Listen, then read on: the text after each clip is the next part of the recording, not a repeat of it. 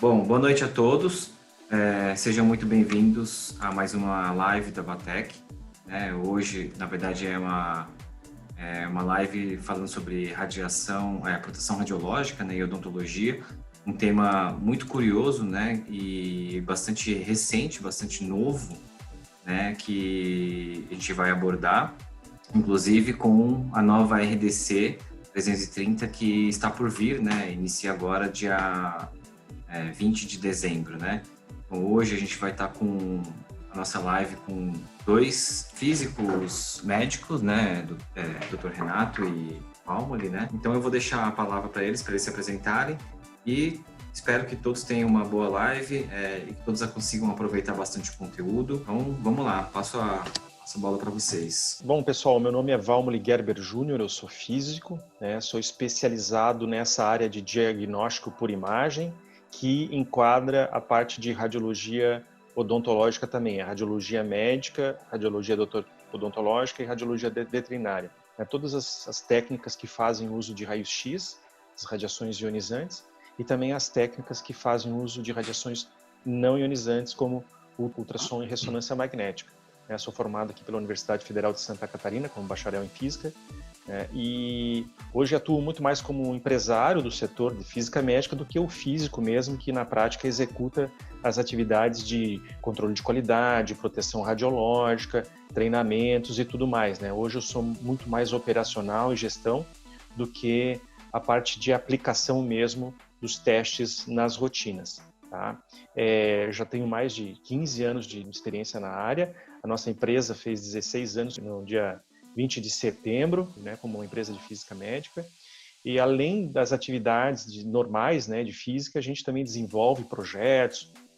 Nós temos algumas linhas de desenvolvimento, desde projetos na parte de genética e genômica humana para quantificar danos causados por radiação através de teste genético, até sistemas que fazem a gestão da proteção radiológica e medicina nuclear. Também a medicina nuclear é uma área que a gente atua bem forte, são dois ramos principais, diagnóstico por imagem e medicina nuclear.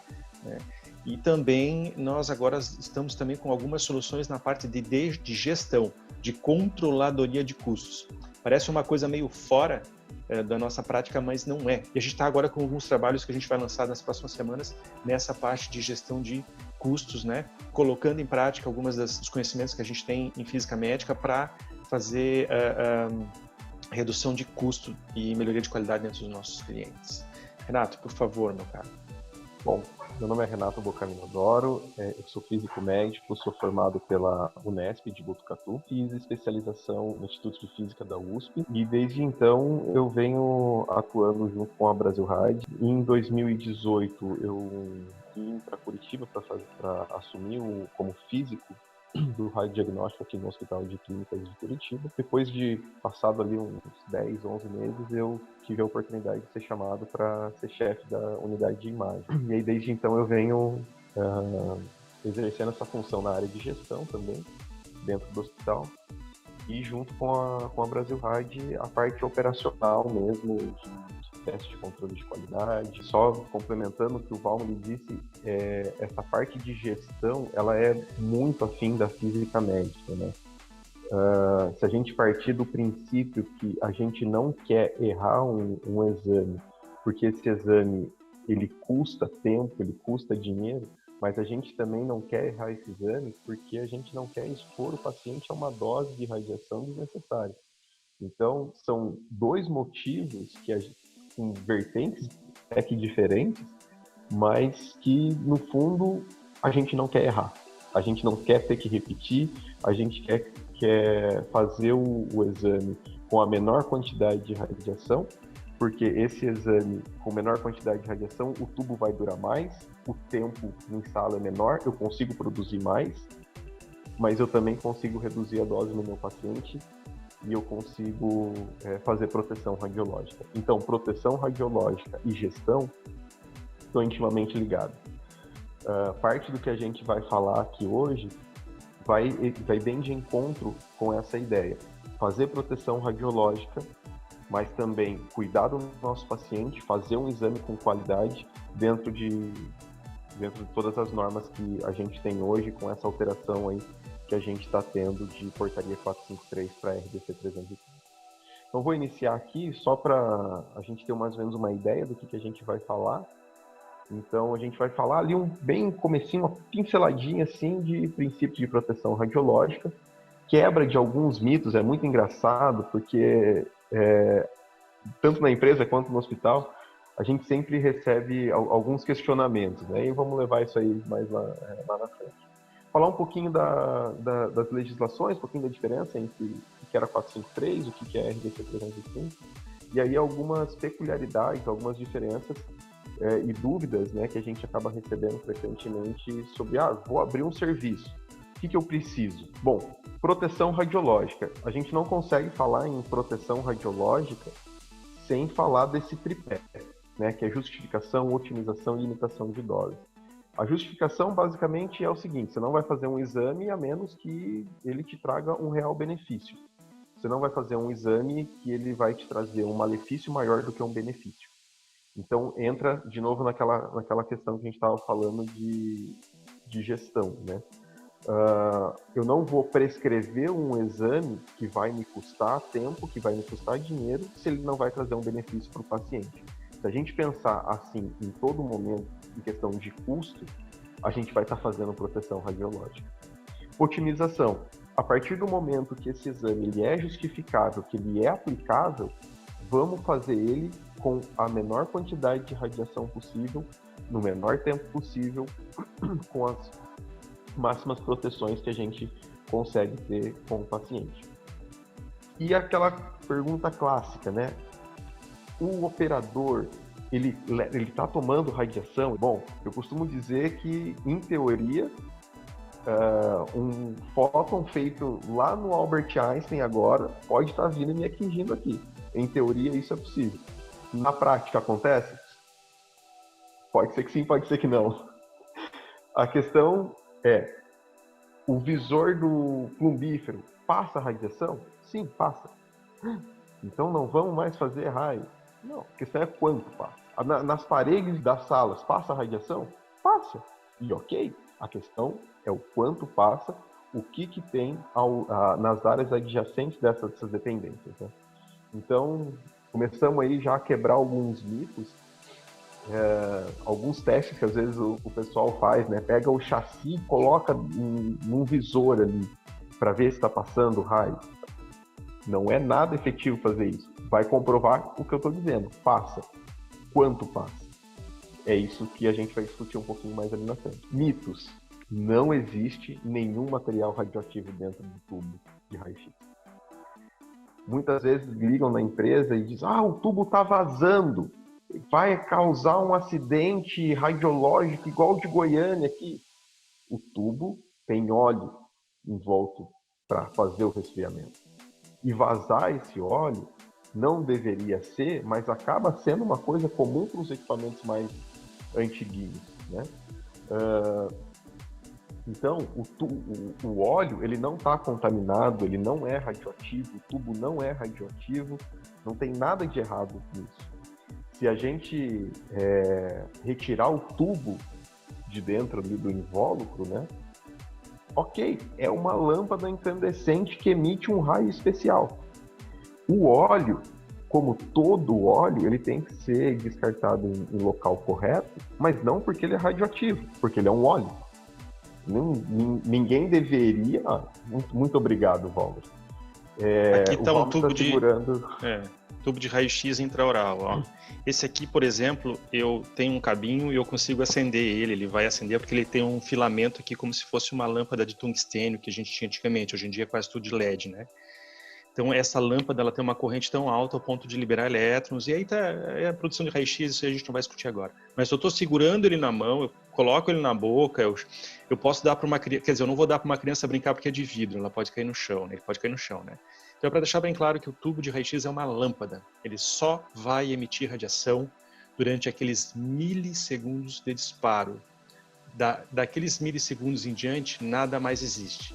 Somente talvez o efeito da radiação no corpo humano, e daí é outra história, também não é raio-x, é efeito, tá? Exato, muito obrigado aí pela ilustração. Uma outra coisa que é comum, eu sempre vi assim, né? O pessoal dizia, o tubo tem que ser armazenado sempre com o localizador voltado para cima, porque se ele estiver para baixo vai vazar radiação, vou diminuir o tempo de vida útil do meu equipamento. Pode parecer tão bobo isso, mas era uma pergunta assim que, olha, quase 60% dos clientes que a gente vai acabam perguntando. Bom, o tubo, se ele ficar para baixo, é claro que, se ele, como eu disse, for um equipamento mais antigo, pode ser que ele venha vazar o óleo. Então aí o pessoal que faz manutenção fala, não, deixa ele para cima para ele não ficar vazando óleo. E é só isso. Não tem a ver com a radiação, o material radioativo, enfim. Uma outra dúvida também que é bem frequente é em relação ao descarte, né? Uma vez que esse equipamento já foi utilizado, já está com a vida útil chegando ao fim, vou descartar, vou comprar outro, o que eu faço? Tirando a parte do tubo, corta os fios, toda a carcaça pode ser descartada como material reciclado. O óleo, é importante a gente fazer um descarte correto, novamente, porque é óleo, mas retirando o óleo, o tubo ser descartado, cortando os fios de maneira que uma pessoa lá do ferro velho não vai pegar, ligar na tomada e sair dando raio, também não tem problema nenhum. Então o descarte é muito simples. É só a gente evitar que esse tubo ali, esse equipamento possa ser operado por uma terceira pessoa e tomar cuidado com a questão do óleo ali por efeitos ambientais, não por efeitos radiológicos, né? É importante também, Renato, sempre documentar esse descarte, tá? Para quem você entregou, você faz assinar um termo de que não vai utilizar, que, por exemplo, você entrega... É que tem lixo eletrônico e lixo normal ali, né? A carcaça dele, os pés, né? É ferro velho, né? É um ferro, aquilo ali é um metal. As placas é lixo eletrônico, né? Outro descarte. Então, cada tipo de descarte fazer com que a respectiva pessoa que recebeu né, se responsabilize por nunca mais usar aquilo ali como um raio-x, para daqui a pouco isso aí não estar instalado no consultório do vizinho do lado, né? Exato. Informar a vigilância sanitária também. Algumas vigilâncias sanitárias também exigem que, quando houver esse descarte, também seja anunciado, né? Seja dito a eles. Bom, a limitação de doses individuais, né? Como eu disse, radiação a gente vai receber e vai passar, e é uma coisa normal. A questão é o quanto.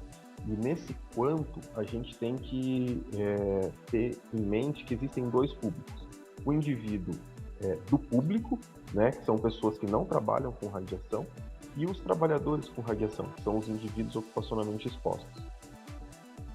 Portanto, o público ele pode receber uma quantidade de radiação menor do que o trabalhador, obviamente. O trabalhador, por sua vez, ele precisa estar utilizando o dosímetro individual no caso, deixar bem claro isso, no caso da radiologia extraoral. A radiologia intraoral, Renato, precisa utilizar dosímetro? Precisa. A gente vai discutir ali na frente em que situações ou quanto de radiação, quanto de exposição que a gente precisa fazer para ser justificável essa utilização do dosímetro. Tá? Nato, só um parênteses, porque pode parecer bobeira, mas o intraoral é o periapical, né? Aquele tubinho de raio-x que vai no consultório odontológico.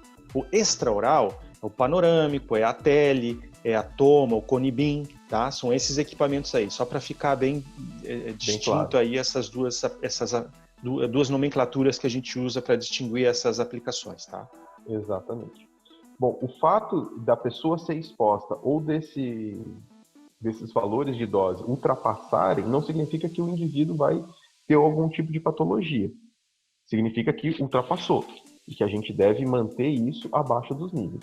É importante deixar isso bem claro também. Bom, enquanto paciente, a gente não pode dar uma dose exacerbada, incalculável, né? Se for justificável, esses limites de dose podem ser ultrapassados, mas é aconselhável que não ultrapasse. Bom, para radiologia intraoral, um molar superior adulto, ele pode ser feito com até 3,5 miligramas de dose. Eu trouxe esses valores porque muitos odontólogos dizem assim, não, é pouquinho, é só um... É localizado. Mas vamos comparar, por exemplo, com uma radiografia de tórax, que ela pode ter no máximo 0,4. Então, é quase 10 vezes mais a quantidade de radiação. Tá, mas o tórax, Renato, está pegando todo o peito. Tá? Não estamos falando da área, a gente está falando da quantidade. Né? Um raio-x de coluna, que é um dos... coluna lombar lateral, que é um dos que mais permitem quantidade de dose para uma imagem aceitável, é de 30 miligramas. Então, para a gente parar e pensar um pouco nessa dimensão dessas doses quando for fazer uma radiografia. O extraoral, pela RDC 330 agora, não tem esses limites. É segundo o que o fabricante especifica. E aí, claro, que o fabricante vai especificar um limite de dose que vai trazer uma qualidade de imagem aceitável, uma qualidade de imagem laudável para o odontologista radiologista daí, né? Então, isso tudo dentro dos testes de controle de qualidade a gente acaba avaliando. Bom, agora sim, até 20 de dezembro de 2019 era aceita a portaria 453. A partir daí, a RDC 330 foi publicada no dia 20 e ela já, no final dela, ela já extinguiu a portaria 453. Então, hoje, o que está valendo hoje? RDC 330. Quando que ela vai começar a ser cobrada? 20 de dezembro de 2020. Então, a partir de um ano de tempo aí para que as clínicas... toda a radiologia pudesse se adequar. Renato, então, dentro... Oi. Só um parênteses. Na verdade, no fundo, hoje nada está valendo. Hoje tudo pode, né? O que acontece é que a portaria 453 foi excluída, né? E foi publicada essa de agora com uma disposição transitória para as pessoas se adequarem. Então, quer dizer, ela vai começar a valer dia 20 de dezembro de 2020. Não significa que a partir do dia 20 de dezembro de 2020 tem que ter tomadas as providências. Não, as providências devem ser tomadas agora para que dia 20 de dezembro todo mundo esteja de acordo com a norma, entende? Para que dia 21 de dezembro a autoridade sanitária vai chegar no teu consultório e vai pedir, tu vai ter que ter em mãos. Se ela chegar no dia 19, né, um dia antes, tu não obrigatoriamente não vai ser autuado, multado, né, mas... ela não tem ainda o poder legal para cobrar. Mas se ela chegar no dia 20, né, passou a meia-noite, né, o primeiro minuto do dia 20, ela pode te cobrar e aí sim tomar todas as providências, autuações, exigências relativas à normativa, tá? Exato. E dentro a RDC 330 foram feitos como se fosse apêndices, que são as instruções normativas, que ali eles acabam detalhando quais são os testes, quais são as exigências por modalidade. Então, traz lá como radiologia intraoral, traz como radiologia extraoral, traz como o radiodiagnóstico médico, a fluoroscopia, enfim, ultrassom e ressonância, né? Não é o escopo agora, mas ali ele especifica bem quais são os testes que precisam ser feitos. Basicamente, né, como era na 453, também é na RDC 330, a gente tem os testes de controle de qualidade, que deve ser feito em todos os equipamentos, coisa que a 453 não trazia, que ela não exigia ou não deixava claro, por exemplo, em tomógrafo, Conibin, como que deveria ser esse teste, quais testes deveriam ser feitos, e agora na RDC 330 isso traz de uma maneira muito clara, né? Num tomógrafo Conibin, você precisa fazer o teste de uniformidade da imagem e exatidão do número CT. Então, isso acabou deixando de maneira muito clara isso. E o levantamento radiométrico, que é para a gente verificar a blindagem da sala. Novamente, é verificar se o quanto está passando de radiação está dentro do que a legislação exige. Bom, o controle de qualidade, como eu disse, é um conjunto de testes que vai garantir o desempenho esperado do equipamento. Então, tá, eu vou lá, vou selecionar 500 milissegundos no meu equipamento de disparo. Ele está disparando 500 milissegundos ou ele está disparando 420 ou 600? Dentro disso, a gente tem uma variação, obviamente, que é aceitável. Mesma coisa com o KV. Comprei um equipamento de 70 kV. Ele está emitindo 70 kV? Ou não?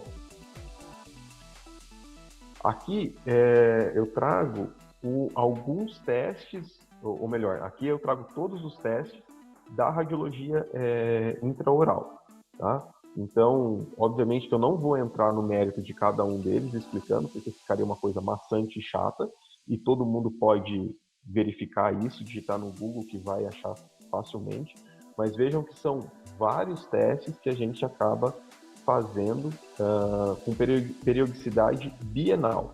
Então, a radiologia intraoral requer testes a cada 2 anos, com exceção do levantamento radiométrico, que é a cada 4 anos. Tá? Importante frisar, né, que em Santa Catarina o levantamento radiométrico é a cada 5 anos, e aí a gente está vendo ainda o que a fiscalização vai cobrar, se é a cada 5 ou a cada 4. Mas isso aí é coisa da vigilância que eles vão ter que decidir. E aqui é para a radiologia extraoral, que engloba uma parte dos testes da radiologia intraoral, teste de exatidão de tempo, de KV, reprodutibilidade, e algumas coisas mais específicas. E eu friso aqui a questão do monitor diagnóstico, né? A radiologia extraoral, ela é como uma radiologia médica, em todos os aspectos. Então, assim como na radiologia médica, a gente precisa ter um equipamento que faz uma qualidade de imagem aceitável, a gente precisa ter que essa imagem digital agora, ela seja apresentada com uma qualidade aceitável. Do que adianta a gente ter uma câmera de 15 megapixels e apresentar um monitorzinho preto e branco? Não faz o menor sentido. É a mesma coisa que para radiologia médica. Então, a gente tem um equipamento Cone-Beam que faz 3D, vê até a alma do paciente, e a gente apresenta isso num tablet, num computador qualquer. Não. A gente tem que ter requisitos mínimos para oferecer uma qualidade de imagem aceitável nessa representação. Então, aqui, eu deixei em vermelho ali, é o teste de luminância para monitor diagnóstico, né, que ele tem que ter até 170 candelas por metro quadrado. Tá? Então, isso também não tinha na 453 e agora tem na RDC 330. Valmir, quer falar mais alguma coisa em relação aos monitores? Isso não era explícito na portaria 453 da seguinte forma: monitor para laudo precisa ter registro na Anvisa. Mas lá já era bem claro que os equipamentos de diagnóstico por imagem precisam ter registro na Anvisa. Logo depois, em 2002 ou 2005, se não me engano, foi lançada uma outra nota técnica, tá? Informando que os registros são necessários para toda a cadeia de produção de imagem, desde o equipamento, filme, acessórios, até o monitor de diagnóstico. Então, laudar um filme proveniente de um equipamento de raio-x para diagnóstico, não para visualização. Tá? Visualização é uma coisa, já deu o diagnóstico, olhei lá, beleza, tranquilo. É uma coisa. Agora, para laudo, ele precisa ser um monitor médico, né, com registro na Anvisa para essa prática. Tá? Isso que fique bem claro, para que não tenha nenhuma dúvida em relação a isso aí. E agora a RDC 330 vem e resgata isso e coloca na mesma norma. Exato. E é caro mesmo. Em comparação para tórax e para mamo da radiologia médica, até ele é um pouco mais barato. Hoje, assim, se eu não me engano, existem equipamentos para essa prática no mercado, só o monitor com as placas, né, e os softwares, entre 7 e 10 mil reais, se eu não me engano, tá? Porque a resolução para esse tipo de laudo é um pouco menor do que a de tórax e de mamografia, por exemplo. É o mais caro de mamografia, né? A gente está falando de monitores que custam se eu não me engano, até o Renato pode me corrigir, R$50 mil, R$60 mil cada, né? Por aí. A gente fez uma compra ali no hospital, eu posso dizer porque a gente já tem um ganhador do pregão que saiu o par por R$58 mil. Bom, e o levantamento radiométrico? O levantamento radiométrico, eu peguei um croquis aqui de um levantamento radiométrico que a gente fez de um cliente. Então é basicamente isso, a gente vai e mede pontos dentro da sala, que esses pontos podem ser primários ou secundários, são os primários aqueles em que o localizador ele é direcionado, né, especificamente ali para aquela barreira, né, e os secundários são aqueles que não recebem diretamente o feixe primário. Então, aqui, por exemplo, a gente tem as barreiras primárias, as barreiras secundárias, colocamos ali os nossos equipamentos e acabamos medindo daí a quantidade de radiação que passa por esse ambiente. Se for um extraoral, a mesma coisa, né? Só que no extraoral, daí a gente vai ter barreira primária, você vai ter só barreira secundária. Isso aí é uma outra questão. Só mesmo para esboçar que realmente a gente vai lá e bota o nosso equipamento ali e faz o medida. Isso só volta um pouquinho ali, por gentileza, Renato. Ali onde é S é secundária, onde é P é primária, tá? Então, por exemplo, na região dos pés ali do paciente, se ele tivesse deitado na cadeira, seria uma radiação secundária, tá? Dificilmente vai ter uma radiação ali, mesmo sendo talvez uma parede de gesso acartonado, tá? E depois eu vou entrar nesses detalhes, né? O que deve, o que não deve blindar, se eu tenho que comprar uma sala, tenho que botar argamassa varitada, isso a gente vai discutir daqui a pouquinho. A gente vai chegar no ponto do cálculo de blindagem, né, Renato? Uhum. Daí eu falo mais disso. Sim. Mas aqui a gente sempre conversa com o dentista e pede para ele quais são as direções que ele aponta o raio-x. Então, nesse caso, ele faz as projeções laterais, né? Ele aponta para os lados, não aponta para a região dos pés e não aponta para a região da cabeça. Informação do dentista. Tem o dentista que pode usar o mocho, né? Ele pode tirar o paciente da cadeira, usar o mocho e apontar sempre para uma parede só, né? Vamos supor que ele tem uma parede lá que é no 5º andar e tem uma vidraça, ele poderia usar aquela parede ali. Tá? Mas isso sempre é conversado, a gente faz o levantamento radiométrico de acordo com as orientações do dentista. Tá? São coisas clínicas, a gente não acaba tirando nada é padrão, é uma caixinha e é assim. Não, o cara não utiliza assim, não tem o porquê a gente fazer, é sempre o mais clínico possível. A utilização, então, de dosímetros, né? Começamos a falar ali. Então, a legislação ela diz que se você não utilizar uma carga de trabalho de 4 mAh semana, você não precisa utilizar dosímetro. Tá. O que é 4 mAh semana? Fazendo uma estimativa, né? Utilizando ali, tendo como base um equipamento intraoral de 7 mA com um tempo de entre 600 e 700 milissegundos, que é uma coisa que também que usa, a gente consegue estimar que é aproximadamente 10 radiografias por dia. Então, se você faz menos que, em média, 10 radiografias por dia, não precisa utilizar dosímetro individual. Só contextualizando, né? O dosímetro individual é aquele negocinho que fica preso aqui no peito que a gente deve sempre utilizar quando está trabalhando com radiação.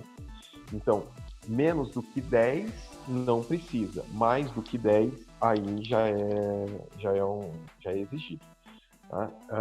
Isso para radiologia intraoral. Radiologia extraoral é indiscutível. Olha lá, o Valmir tem o dele ali.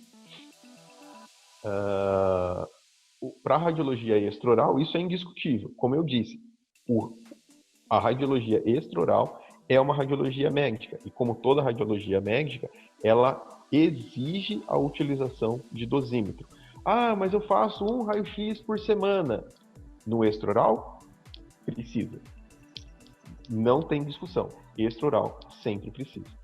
Tá? Então, é importante deixar claro essa diferença, né, entre a quantidade de dose, entre todas as questões legais que tem envolvendo a radiologia extra e a radiologia intraoral.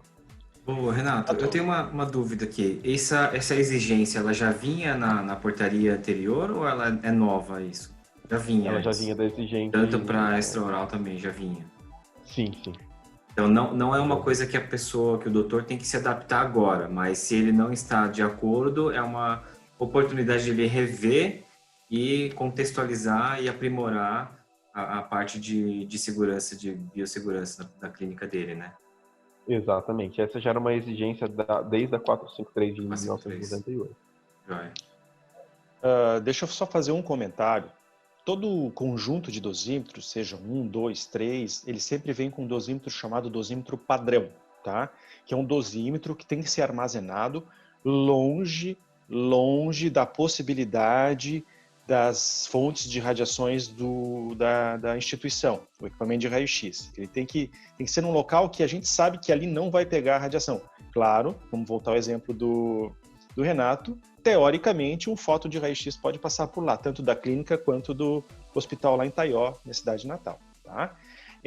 Agora, né, a gente, nas condições normais, temperatura e pressão, armazena lá. Eu vejo muito o dentista de clínica de radiologia odontológica pegar o padrão e colocar na porta, ou colocar no visor, ou colocar numa região onde ele imagina que vai passar radiação, como se aquele padrão fosse um teste de dosimetria de ambiente. Não, pessoal.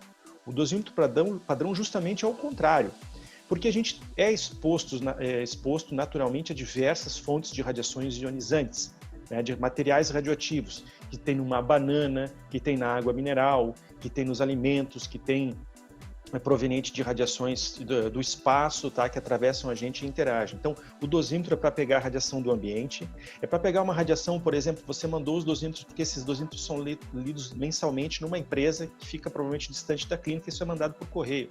Vai que esse conjunto de dosímetros passou numa máquina de raio-x de aferição do correio, né?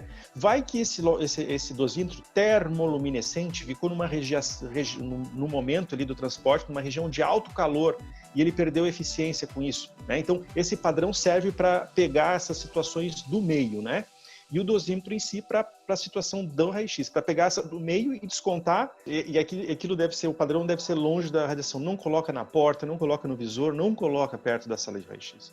Coloca lá na administração, num local também seguro, para alguém não passar a pegar, achar que é um crachá de alguma coisa e levar embora, né? Em clínicas especializadas em radiologia, né, acaba tendo uma certa quantidade de colaboradores. E aí os dosímetros dos colaboradores, enquanto não estão sendo utilizados, devem permanecer junto com o padrão, que é o que a gente chama do quadro dosimétrico, né? A gente deixa o padrão, o nome de todo mundo ali bonitinho, e aí quando a pessoa não está trabalhando, deixa lá junto com o padrão. Isso também é importante, porque como o Valmoli disse, tudo que acontece no ambiente vai ser subtraído de maneira igual desses dosímetros aí. Quem que pode realizar as radiografias intraoral e extraoral? É um tema um pouco polêmico e não é o intuito, eu acredito, da nossa discussão de hoje. Porque eu sei que no Rio Grande do Sul tem uma jurisprudência que permite, se eu não me engano, auxiliar, pode fazer radiografia, no resto do país não. Então, não é o nosso intuito. O que a gente recomenda é que verifique junto com os órgãos fiscalizadores do trabalho ali, a região que você está, o que é recomendável, o que não é, porque isso vai acabar tendo uma certa variação de região para região. O recomendado é o profissional legalmente habilitado. Bom, também, brevemente, né, a questão do disparo, para a radiologia intraoral, o profissional deve sempre se manter o mais distante possível do tubo, de forma que esse mais distante possível tem que ser sempre mais do que 2 metros. 2 metros não tem radiação? Tem. A questão é que tem pouca radiação. Mas e se eu quiser ficar atrás de uma parede? Ok, melhor. Mas eu não tenho parede nenhuma. Fica pelo menos a 2 metros. O paciente deve estar... Oi. Só um parênteses, 2 metros atrás do tubo. Sempre 2 metros atrás do tubo e com a garantia de que a radiação de fuga do cabeçote foi testada, né? Porque se ele ficar atrás do tubo e alguém fez uma manutenção e retirou o chumbo que tinha ali na carcaça de trás, ele vai estar levando raio, tá? Então é 2 metros atrás do tubo, sempre. Exato. Muito obrigado. O paciente também deve estar com as suas devidas proteções e, claro, garantir que essas proteções são efetivas, que o colete, o protetor de tireoide não tenha nenhuma rachadura, não tenha nenhum furo, né? Então, de forma que essas proteções também não atrapalhem na imagem, né? Um outro mito, né? Paciente que vai fazer mamografia deve utilizar o protetor de tireoide. Não deve, porque o protetor de tireoide vai ficar em cima sobre a mama e vai acabar atrapalhando, eu vou ter que repetir o exame. E aí isso acabou gerando discussões que alguns dentistas diziam, não, o pessoal quer que eu coloco proteção, vou fazer um panorâmico, eles querem colocar o protetor de tireoide até mais em cima, assim, para proteger.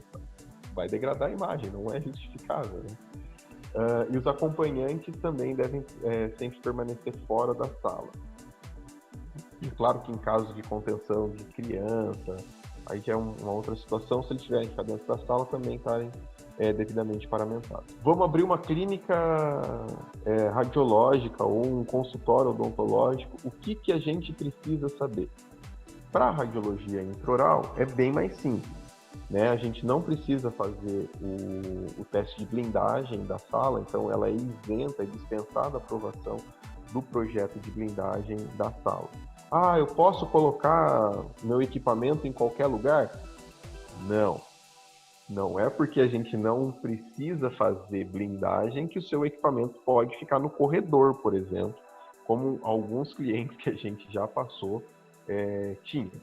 Né? Tem que ser uma sala fechada, dedicada, não pode, por exemplo, ter 2 cadeiras odontológicas, de forma que se você estiver fazendo dois dentistas na mesma sala, com 2 cadeiras, e um vai fazer uma radiografia e está atendendo um outro paciente, isso não pode, né? Então, não é porque não preciso de blindagem que eu posso colocar esse equipamento em qualquer lugar. E nem divisórias de vidro, madeira, drywall. Pode até existir essa possibilidade, mas ela tem que ser avaliada por um levantamento radiométrico, né? Então, qualquer material que tenha entre as 2 cadeiras precisa de uma avaliação para ver se tem realmente a proteção necessária, né? Tudo isso tem que ser avaliado. Mas não havendo material, ter 2 cadeiras, um dentista usando um raio-x, compartilhando o raio-x ali ao mesmo tempo, jamais, isso não é permitido, tá? Nem um panorâmico e um intra na mesma sala, também não é permitido. Mas eu não uso os 2 ao mesmo tempo, não é permitido.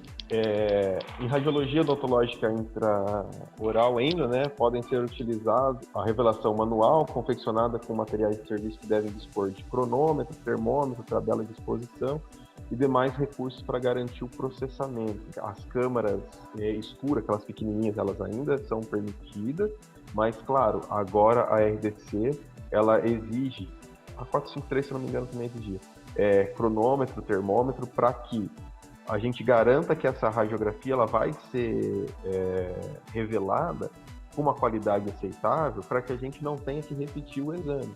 Então, tudo isso, cronômetro, termômetro, eu já vi muito o pessoal da clínica deixa os químicos na geladeira. Aí acabou de fazer a radiografia, vai lá, tira o químico da geladeira e vai revelar. É horrível. Vai ter que aumentar o tempo de exposição do paciente ou o tempo de revelação.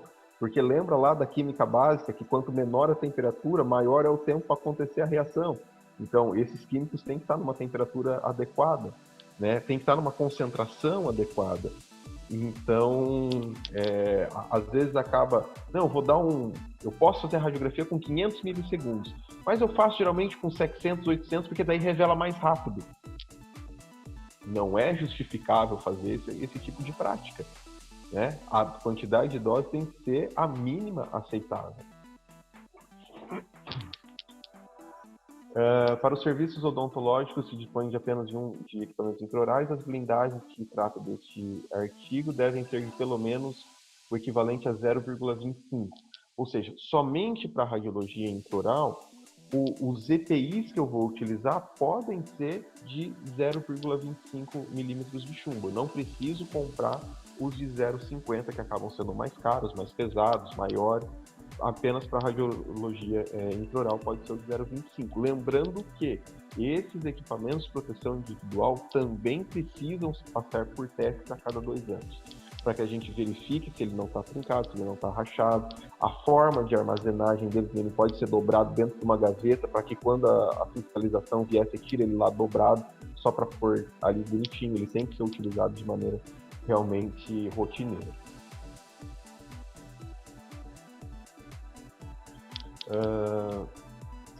Para radiologia extraoral já muda, né, o sentido, porque é como se fosse um radiodiagnóstico médico. Então, a aprovação tem que ter um cálculo de blindagem. Mas quem é que faz cálculo de blindagem? Procura no Google, Brasil Rad, a gente faz cálculo de blindagem. A gente vai precisar de alguns parâmetros, então o tamanho da sala, qual que é o equipamento, onde que ele vai ficar, o que tem em volta, qual que é a quantidade pretendida de pacientes que você vai fazer, para que a gente possa estimar a menor blindagem que você vai ter que colocar para que seja efetivo. O que a gente sempre vê é, coloca um tanto aí, se der, depois nós vemos. Argamassa é uma coisa que custa, então vamos otimizar esse recurso, né? Não precisamos sair colocando chumbo e blindagem. Uma vez eu fui num cliente que ele colocou lâmina de chumbo de 1 milímetro em toda a parede, até o teto, com 3 metros de altura, e no teto. Ele poderia fazer ali uma sala quase de radioterapia que estava garantido. Tu me passa o endereço depois, Renato, porque se tiver alguma ameaça de bomba atômica, eu vou correr para lá, tá? Pois é.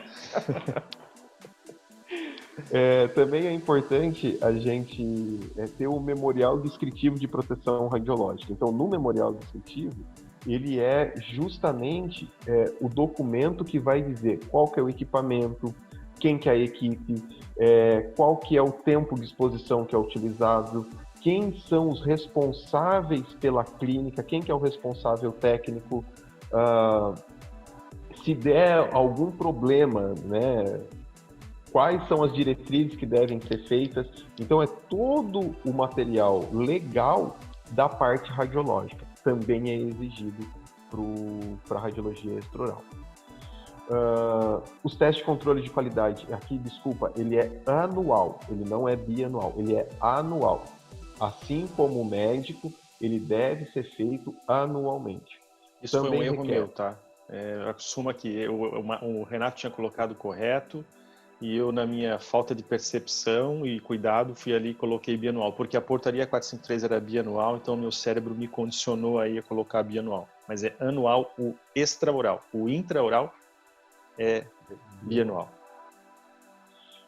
Também é exigido, né, o responsável técnico e o supervisor de proteção radiológica. Então, quem é o responsável técnico é o dentista, o odontólogo, o radiologista formado, que tem condições de responder e de afirmar que aquela imagem ela é feita com qualidade, desculpa, de dizer, não, olha, eu acho que a imagem não está com uma resolução legal, não é esse o procedimento que eu tenho que fazer, para uma panorâmica eu tenho que pegar X, Y e Z articulações, enfim, é ele que vai responder pela parte técnica do exame.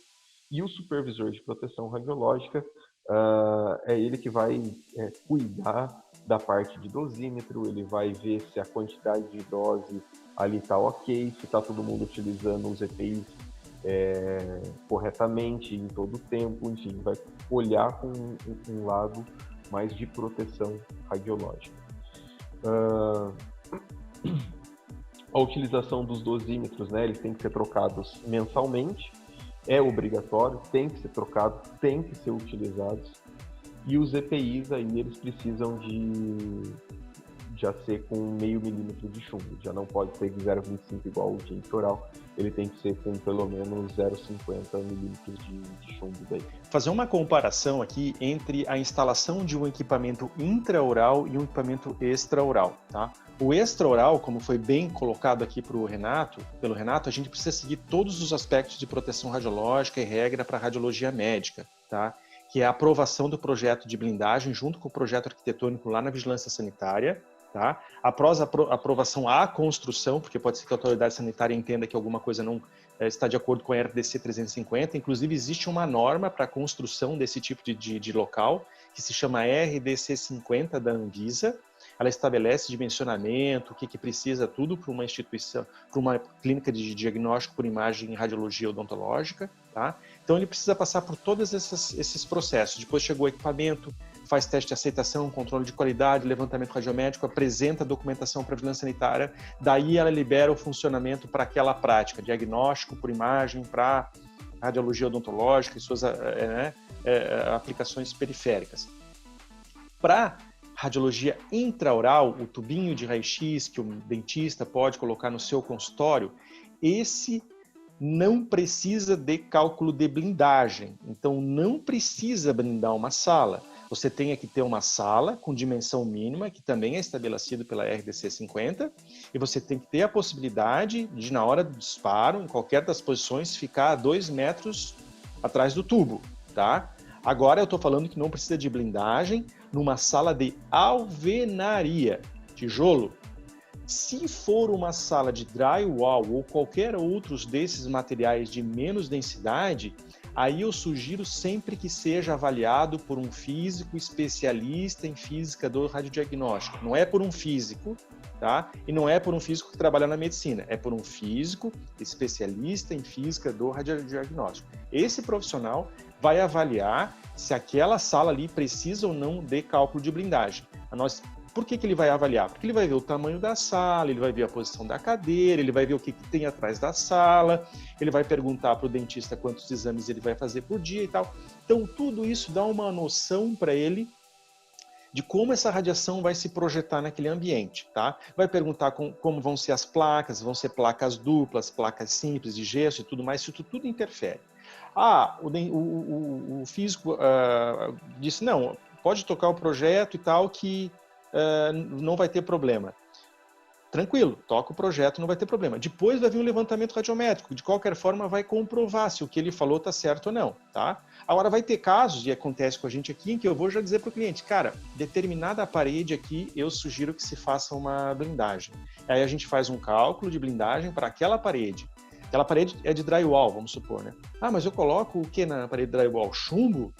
Não precisa colocar chumbo. Chumbo vai ser caríssimo, né? Hoje a gente se esquiva do chumbo aí o máximo possível por causa do preço dele. A gente coloca argamassa baritada. Só que se é drywall, se coloca argamassa baritada específica para drywall, não é argamassa baritada comum.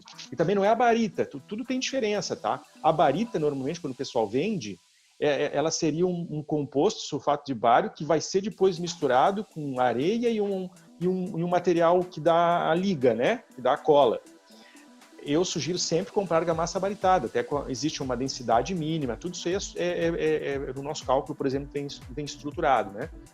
E se compra argamassa baritada específica para drywall, e que também tem que ser aplicada por um gesseiro, nem pode ser um mestre de obra ou um pedreiro normal, porque a argamassa baritada, se ele souber ler certinho o manual de instrução, a mistura com água e aplicação, espera de secagem, ele pode aplicar sem problema nenhum, né? Se ele for bem orientado.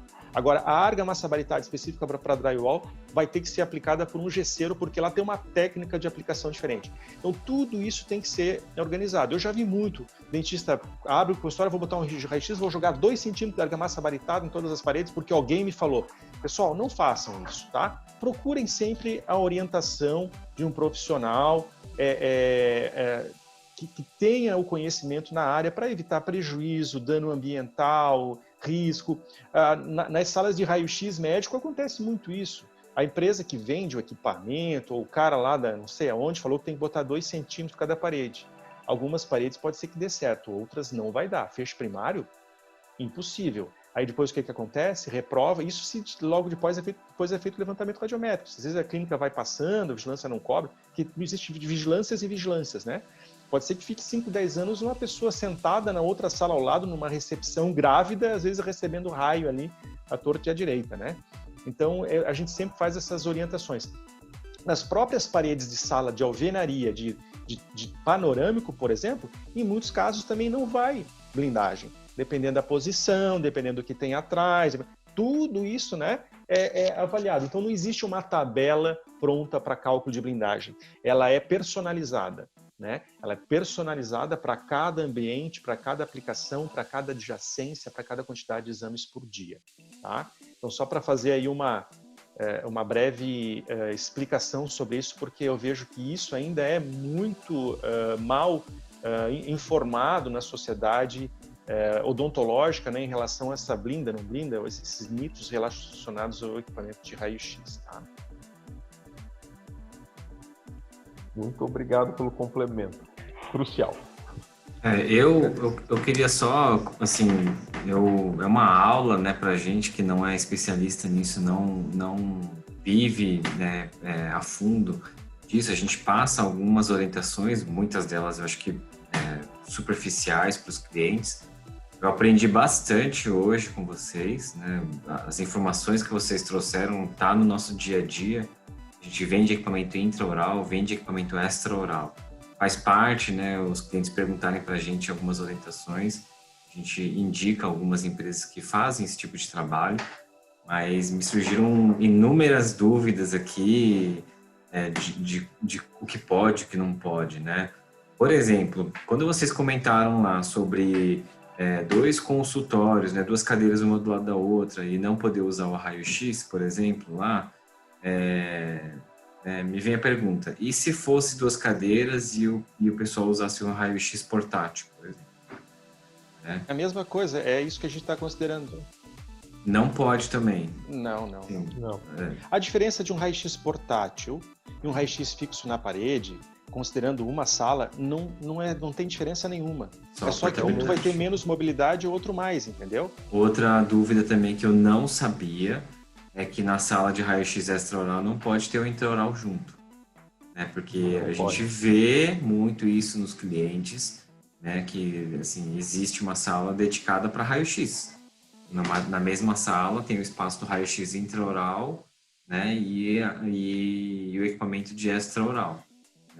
E aí minha dúvida ficou, não pode porque fica se confundindo a radiação lá dentro, porque assim, teoricamente as pessoas que usariam um não estariam usando o outro, não teria ninguém lá dentro, né? Seria uma vez uma pessoa, uma vez outra pessoa fazendo um exame ou outro, né? Então eu não sei se o que não pode é por causa da mistura da radiação no ambiente, é isso? Ou, o que exatamente não poderia ou proibiria disso acontecer? Não tem nada a ver com misturar radiação, tá, Paulo? A partir do momento que tu faz o disparo, é que nem acender e apagar uma luz. A luz vai ficar iluminando enquanto estiver acesa. Apagou, não tem mais luz. O raio-x é uma onda eletromagnética, que nem a luz, só que a luz é não ionizante, está numa outra faixa de energia, né? Então vai ter o raio só naquele disparou, acabou, não tem mais nada. Não precisa abrir janela, tem gente que abre janela para sair o raio. Não, pessoal. Já interagiu, fica... Então, o que acontece, no fundo, o que motivou a não ter as 2 salas, os 2 equipamentos dentro da mesma sala, no fundo, é a possibilidade de ter uma interoperação ali, tá? Porque a gente poderia blindar para aplicar nas as duas tecnologias, né? A gente poderia construir ela para atender as 2 tecnologias, mas a regra é bem clara em relação à utilização. Cada equipamento na sua respectiva sala. Tá? Se tem um motivo maior que argumente melhor essa resposta, eu desconheço ele. Tá? Mas a regra não pode.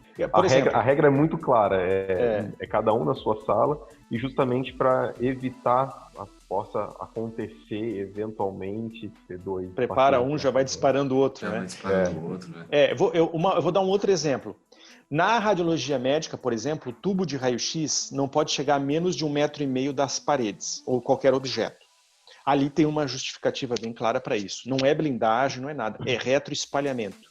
Né? Lá a gente trabalha com energias ao ponto dela bater na parede, interagir, voltar, causar dose no paciente novo e interferir na imagem e prejudicar a qualidade da imagem. Então é a radiação retroespalhada. Então, quanto mais distante eu estou da parede, né, menos radiação secundária vai voltar e interferir no processo. Né? Então ali tem uma justificativa bem clara em relação a essa questão de dimensionamento e tudo mais. Né? Mas assim, em específico, os 2 na mesma sala, que também se aplica à radiologia médica, né? eu não sei exatamente qual o objeto primário dessa proibição. Outra dúvida que me surgiu foi sobre essa personalização, né, de blindagem, né? Quando a gente fala que cada caso é um caso, que daí vocês fazem todo o estudo, né, para otimizar ao máximo, por exemplo, a blindagem numa sala, ficou a curiosidade de saber mais ou menos quanto tempo demora isso. Se eu contratar a Brasil Rad, né, porque eu quero abrir uma clínica, né, e vocês, sei lá, vamos agendar um dia para vir aqui e fazer todo o estudo para mim. Não precisa. Cálculo de blindagem não precisa fazer visita, tá? Não precisa fazer visita. Ele é feito baseado no projeto arquitetônico. Ele tem que ser feito no projeto arquitetônico. Eu tenho que confiar no projeto arquitetônico. Às vezes o cliente vai, mas vem aqui dar uma olhada na sala. Cara, eu não tenho visão de raio-x. Né? Não adianta a gente olhar a sala, não vai mudar absolutamente nada. Mas vem me dizer se pode ou não pode nesse tamanho. Eu também não posso, porque isso é papel do engenheiro e do arquiteto.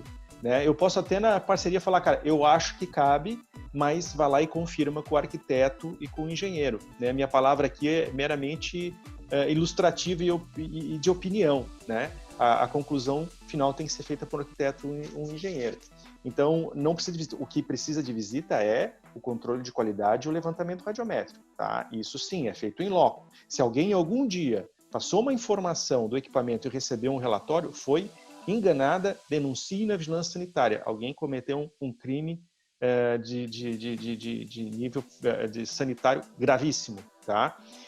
E o tempo do teste também não é 2 minutinhos não, tá? Um intraoral, né, bem feitinho e tal, leva em torno de 30 minutos a 1 hora só o controle de qualidade. Levantamento radiométrico também, mais ou menos isso, de 30 minutos a 1 hora.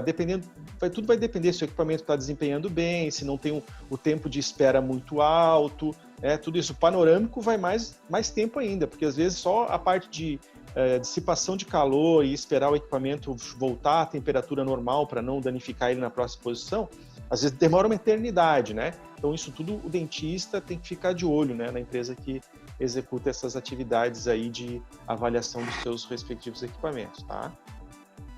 Mas eu acho que o Paulo ele ia perguntar em relação ao cálculo de blindagem, quanto tempo demora se contratar a Brasil Rad fazer um cálculo de blindagem, o quanto que demora para fazer 2 dias úteis. 2 dias úteis. A partir do momento que eu recebo toda a documentação, tá? Porque não é só falar que eu quero um cálculo, eu tenho que ter o croquis, eu tenho que saber quantos exames por dia, endereços, responsável técnico, tem alguma série de informações ali que eu preciso, né, para poder entregar esse relatório em 2 dias úteis. Uhum.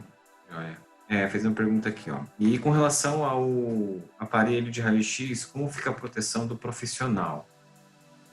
Pois foi o que a gente apresentou, né? O raio-x portátil, que ela está se referindo, provavelmente é o intraoral, né? É aquele que fica no consultório. 2 metros... No caso do portátil, por exemplo, acho que é a pessoa que segura, né? O operador que segura o equipamento. Segura com a mão. Segura com a mão. Assim, esse equipamento que segura com a mão, tá? Se for ele não foi construído para usar no dia a dia dentro do consultório. Ele foi construído para situações de urgência e emergência, uma campanha, alguma coisa no qual teve que fazer uma missão lá com o exército, alguma coisa assim para atender. A Dona Maria que não sai de casa e tem que fazer o... Talvez é uma situação fora da normalidade. Ele não é para comprar num consultório odontológico e ficar usando todo dia disparando ali. Não, porque tem várias situações. Ele tem até registro na Anvisa, mas ele é feito para essas situações. Se você tem um desse, você tem que providenciar um tripé para ele e um cabo de 2 metros para ficar a 2 metros de distância. É a mesma regra, tá? Bom, eu gostaria de agradecer também, então, a todos os participantes, né? E gostaria de agradecer especialmente aí, Renato, Valmoli, pela esclarecedora live, palestra e aula que vocês deram pra gente. É um assunto muito, né? Agora todo mundo tá procurando saber, tá batendo na porta já dezembro, né? Igual vocês comentaram, não é uma coisa que você vai começar a se preparar no dia 20 de dezembro, mas sim já ir se preparando para que no dia 21 de dezembro já esteja tudo dentro dos conformes, né? Então, espero que o pessoal recorra ao Brasil Rad, aprenda com vocês, né, pergunte bastante, né, para que todo mundo fique dentro dos conformes. Paulo, eu agradeço muito a confiança, tá? No que precisar da gente aí, a gente está à disposição, tá? Espero realmente que a gente tenha contribuído, a gente está sempre à disposição. A Brasil Rádio, ela oferta, inclusive, materiais, tá? Ela é uma empresa que tem se vocês forem no nosso YouTube, youtube.com/Brasil Rádio, o nosso Instagram também, que é @Brasil Rádio, vocês vão ver que a gente tem e-book, a gente tem inclusive um e-book sobre proteção radiológica na radiologia odontológica, a gente tem um e-book que fala sobre a relação do dentista com a física médica, dando essas orientações para eles. Então a gente tem como propósito na empresa qualificar principalmente os profissionais que interagem com a gente, né, para que eles tenham o mínimo de conhecimento sobre proteção radiológica e sobre o que ele precisa ter de conhecimento para não correr risco e não colocar também paciente, colaborador, profissionais né, que estão ali com ele em risco também, tá? Olha, muito bom. Eu vou fazer questão de fazer a leitura desses e-books aí, porque é um assunto que me interessa bastante. A gente tem que ficar por dentro mesmo, porque faz parte do nosso dia a dia, né? Também gostaria, então, de agradecer ao Paulo, ao Valmir pelo convite, também me colocar à disposição aí. Eu sempre brinco com o pessoal que o nosso objetivo na empresa é fazer do mundo um lugar menos ionizante. Então, esse é nisso realmente que eu acredito, e para isso a gente se coloca totalmente à disposição aí. E obrigado pela oportunidade, pela iniciativa aí da Vatec. Joia, obrigado. Eu só vou finalizar, vamos ver se a gente consegue fazer só mais uma pergunta aqui que o Rogério mandou para a gente. Quem está hoje atuando de maneira, vamos dizer, irregular, né? No caso aqui, ele até comentou de um raio-x portátil, que ele não está atuando com o tripé, da maneira que vocês comentaram. Como que é aplicado como que é feito isso, se ele está irregular? É aplicada uma multa? A vigilância pode condenar? Qual é o tipo de punição que ele pode sofrer com isso? Isso fica a cargo das autoridades sanitárias, tá? Eu acho que tem talvez às vezes uma cadência de erros, né? Que eu acho que o dentista não deve ser prejudicado. Às vezes você tem um equipamento que foi comercializado e liberado para aquela prática e o dentista acabou comprando e utilizando, eu acho que ele não pode ser punido por aquilo, ele tem que ser orientado, né? Então, se algum dos profissionais tiver um equipamento desse que segura com a mão e tal, eu recomendo fortemente que ele providencie um tripé para que esse equipamento fique numa posição segura, firme e fixo, e um cabo disparador, que a grande maioria deles vem com um plug para cabo disparador, tá? Para que ele possa ficar a 2 metros de distância e fazer o disparo. É isso que eu recomendo. Então é isso, gente. Eu gostaria de agradecer mais uma vez. Obrigado a todos os participantes. Obrigado, Renato, Valmir, mais uma vez pela aula esclarecedora. Foi muito bacana. Espero ter vocês aí mais uma vez, né, no futuro, mais uma live falando sobre também esses assuntos que é muito interessante. Provavelmente lá para novembro, dezembro, a gente vai ter que reavivar tudo isso, né? E falar que já está na hora, nos 45 do segundo tempo, para o pessoal correr, né? Correr atrás. Eu deixo à disposição aqui, a gente deixou o nosso contato, se alguém tiver alguma dúvida, pode mandar e-mail, se quiser enviar para o Paulo depois pergunta para a gente responde, porque ele, assim, ó, a gente ser bem honesto mesmo, se alguém acompanhar nossas redes sociais vai ver, nosso comprometimento com a sociedade é grande em relação a proporcionar informação séria e real sobre a aplicação das radiações ionizantes e não ionizantes agora também. Também tem risco na não ionizante, né? Não é porque é uma ressonância que não tem risco, não é porque é um ultrassom que não tem risco. São outros riscos com outras aplicações físicas e outros fenômenos de consequência, tá? Joia.